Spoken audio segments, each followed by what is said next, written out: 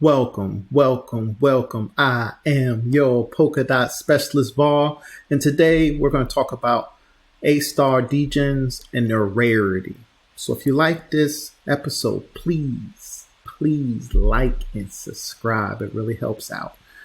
Now, when I think of rarity, I think of scarcity, the quantity, the uniqueness of something. So today we're going to talk about NFTs. If you'll know what an NFT is, it is a non-fungible token.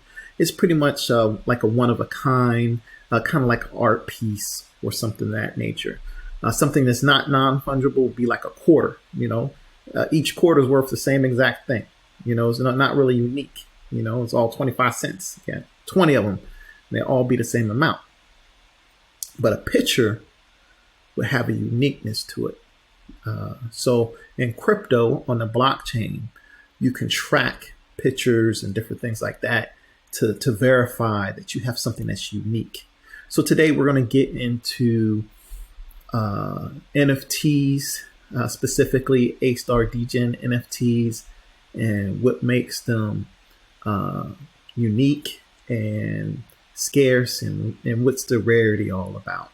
Now, first, before I get into this, my breakdown of some of the research that I did before I got into ASTAR Degens, I kind of want to talk about a little bit of my background when it comes to NFTs.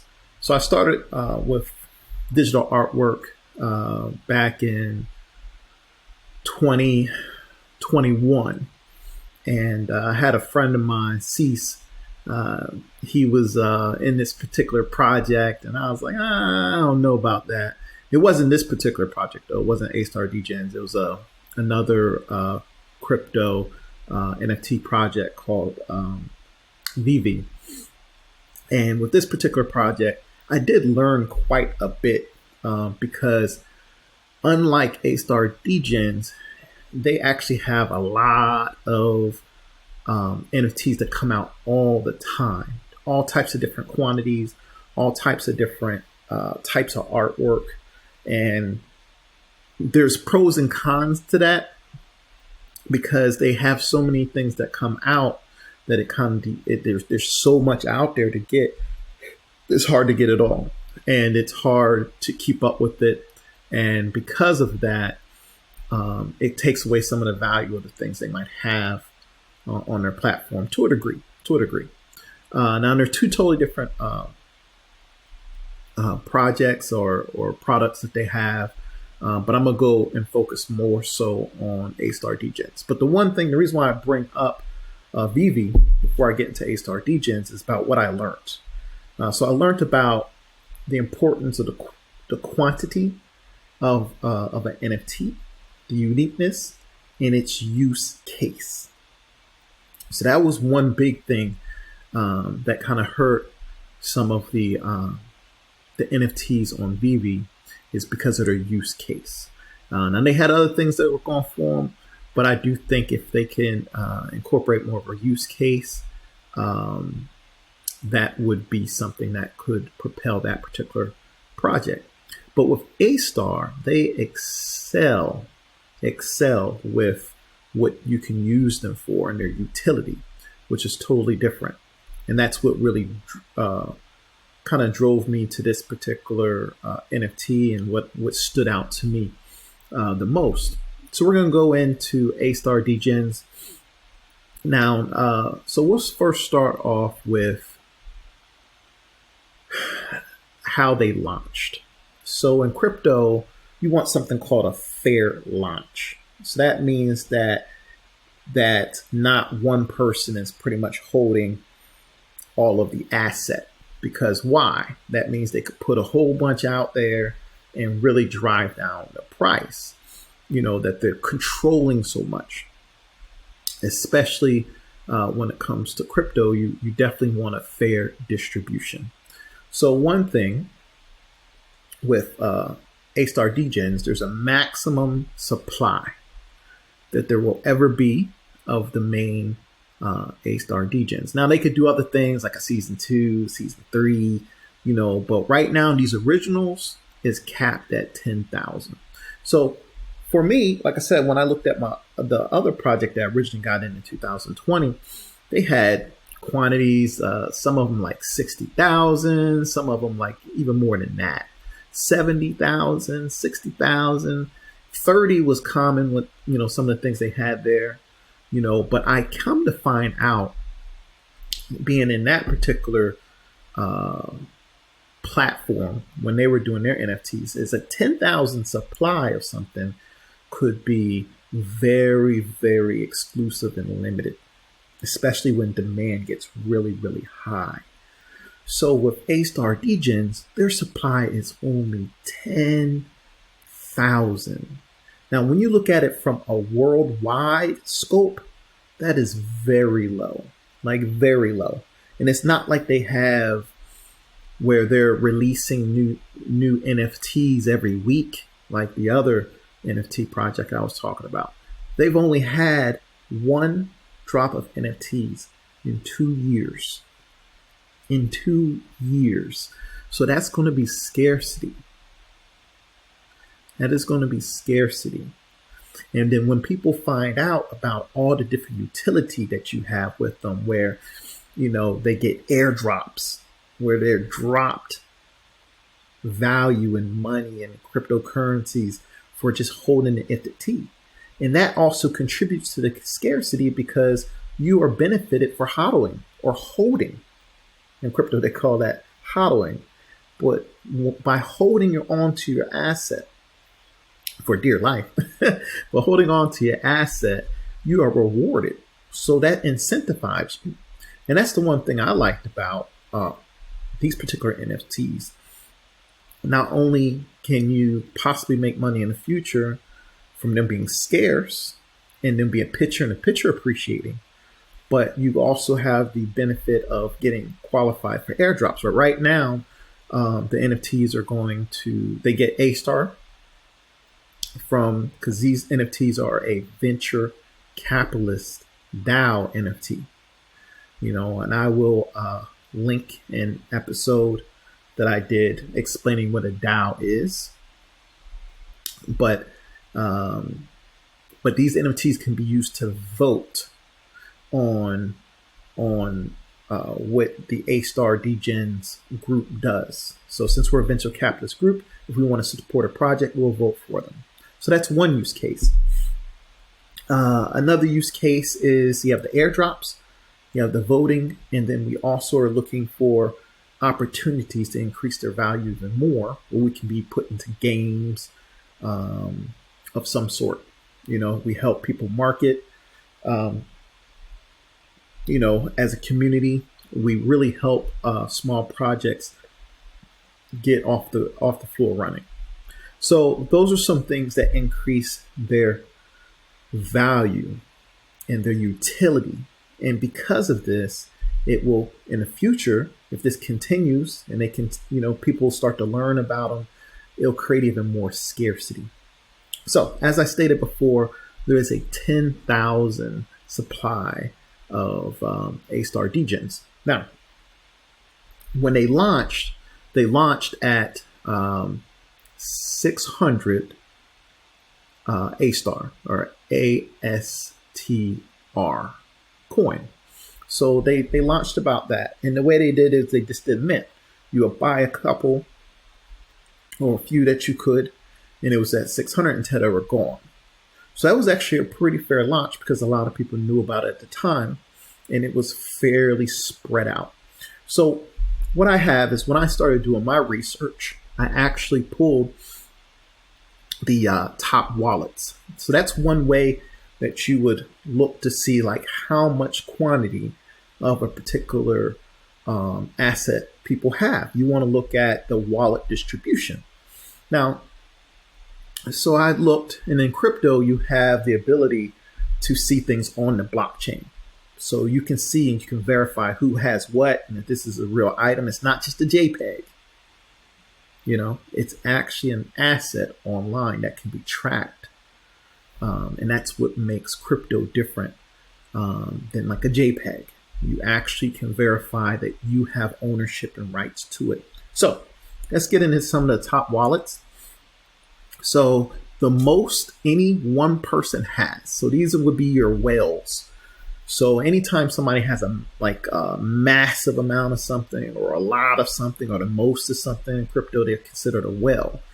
And they're able to, if they have enough, they're able to swing like votes or do a little more than others because they have such an amount of it. Okay. But I will say that it's not with ASTAR Degens, it's actually very fair. And there's not like a lot of where one person's holding. So the very top wallet literally has less than 2%. So it has 1.79%. So the top wallet has 179 NFTs. Now the next one is 113, then 100, then 92, then 800, 69. So it shows you all of these. So the top 20 have about a total of 1,293 based on my math. So the top 20 have less than 13% of the overall supply, which is actually very, very, very good overall. So once you get past the top 20, you're around 30, So if you have 30, you'll be close to the top 20 of ASTAR Degens. Be real close to it. So that would be equivalent of about $7,000 if you were to get 30 NFTs. And that would be about between, and on ASTARs you get one NFT for about $200 to $240, right around that range. So if you can find them between $200 to $240, you can amass that amount. Now, as you keep buying them, they're going to be more and more rare. So that is going to drive up the cost of them, because when you buy something at the lowest price, that's called the floor. Okay, so the lowest price is called the floor. So when you buy the cheapest ones, you're actually raising their value because you're creating less supply with the same demand or more, makes the price go up. Okay, so that's something to think about. But what I was pretty much trying to say is $7,000 in crypto is not necessarily a massive amount of money, and that would get you close to the top 20, 30 people in ASTAR Degens, okay, which is not bad overall, and it shows you just how early we are in this particular project. So, or technology, however you want to list it. Okay, so these are the top 20 overall wallets here. As you can see, once you get to that 30 rank, so I think 33 right here is at 20. So as you get below the 33 quantity in this wallet, that's outside of the top 20. I believe the average, when I initially did my research, the average holder has about 5. So if you have 5, you're average. Anything above 5 is above average, So overall, this site here also tells us that there is a total of 2,906 unique wallets. So that means you probably have at least 2,906 people that are in this particular project overall. Even though there's 10,000 supply, since you have some people that have so many of them, you probably have about 2,906 people that are participating in the project, at least by having the NFT. Now, you might have people that participate that don't even have the NFT, just because they like it or they know somebody. But this is what this holder shows here. So this is some of the fair distribution, the quantity, the fair launch, what makes them unique. So now let's go into some more of the NFT itself. And again, this is ASTAR Degens. So here's where you can buy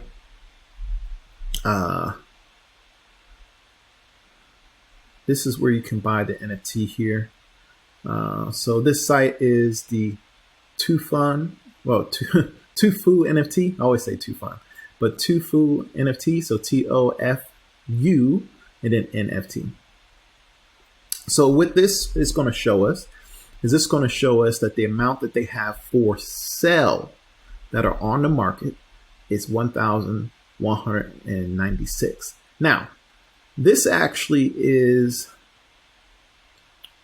accurate. This is what's available, but you have some up here for like 1 million, so really this number, sometimes people list things, but they're not at a realistic amount overall. So even though it does show this number, once you get past a certain amount of ASTAR, so really this number is probably a lot smaller in terms of what people are actually willing to pay for overall. But as you can see, the current floor price is 999 ASTAR.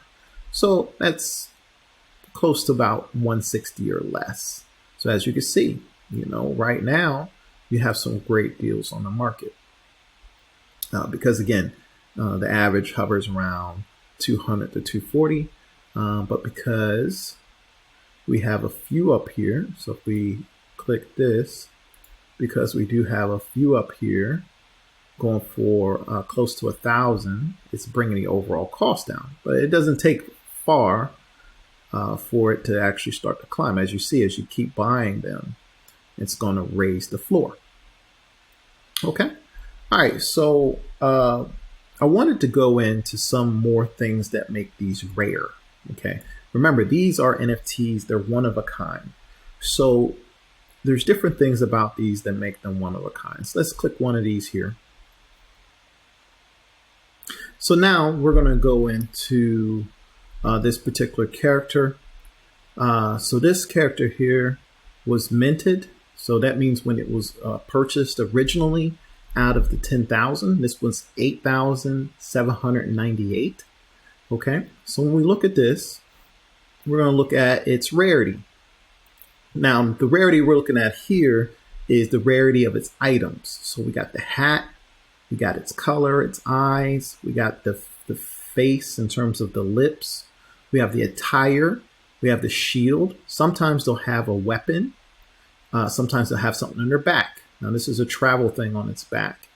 Their hat, sometimes they'll have a watch, sometimes they'll have earrings, sometimes they'll have glasses.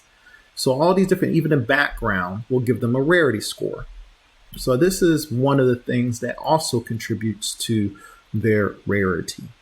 So when you come down here, it'll tell you about the different attributes. All right. So this here is the rarity score. So the higher the score, the more rarity item is. Now I will show you some examples of rarity. The highest score is like 1,000. Anything over 300 is actually super rare. You'll see a lot of things around 200, but once you get close to 300 and more, you're pretty rare. And once you get to like 500 and higher, that's like ridiculously rare when it comes to score. And now how they calculate this is they'll calculate, I like to click this button here, which talks about the details. And they'll tell you like what items on this particular NFT are super rare. Okay, so like the caveman, this is actually, the caveman attire is actually pretty nice rarity. It's only 2.3% of them actually have the caveman attire. This is the background, the sandy background, also is 2.3%. The pirate hat is 2.6%. So these are all the different things on what contribute. So these numbers, this 43, this plus 43 is how you're getting this number. So each one of these pieces of this, a particular NFT, add up to this score. So that's how they come up with that. Now there's a lot of different things that make them rare. So we're just going to get into a few things that contribute to the rarity. So we can actually click Rarity here, and it'll talk about, so these are the most rare items. So this is starting with the most rare. So this is number one. Most rare is 1,090. Okay. Now for this being so rare, it sold about, I want to say around $800 at launch, which is phenomenal because I've seen some NFTs go super expensive, but this is the most rare out of all of them, and it's 1,000. The next one's 700. As you can see, 763. So as you can see, that's a big drop. After that is 762 and then 759. So 700s are super rare as well in terms of that rarity score. So these are pretty rare because of this particular helmet. It's less than 1%. It's a 0.2%. So that astronaut helmet is what makes it super rare, and I really do like it. So this one has that. Also, the Sub-Zero X, the Sub-Zero X Red is also super rare. So this is actually showing you the things that are making these particular NFTs rare. So as you go down here, it shows you all the different things. The Teal Sparta is 1.4%. Batman is normally pretty rare. So these are some different things that are making these particular items rare. The Sub-Zero, the Scorpion, those are all super rare items as well. And so you have different combinations. Earrings are actually pretty rare on here as well. So those are also a nose ring. I believe that also has some different rarities. So this kind of gives you an idea of how they're getting to, the actual NFT itself having rarity based on its items. So these are all contributing factors to the scarcity and the rarity and what makes these unique and different. All of these are one for one. You're not going to see one of these NFTs that look exactly alike. They were kind of randomly generated when they minted with the different items, and they were given a built-in rarity based on the items on it, but they're also rare based on the fact there's only 10,000. Now they all have the same utility. Now later, maybe, there might be a game or something where you can use some more of this rarity built in. We don't necessarily have that yet, but there are some different ideas. We are definitely a creative group, and I know that we have a lot of things ahead of us. But this is a breakdown of some of the different rarity and the most rare items on here. I hope you like this particular episode. Please like and subscribe. I am your Polkadot Specialist VAR, and I can't wait to talk to you again. Have a great day. God bless.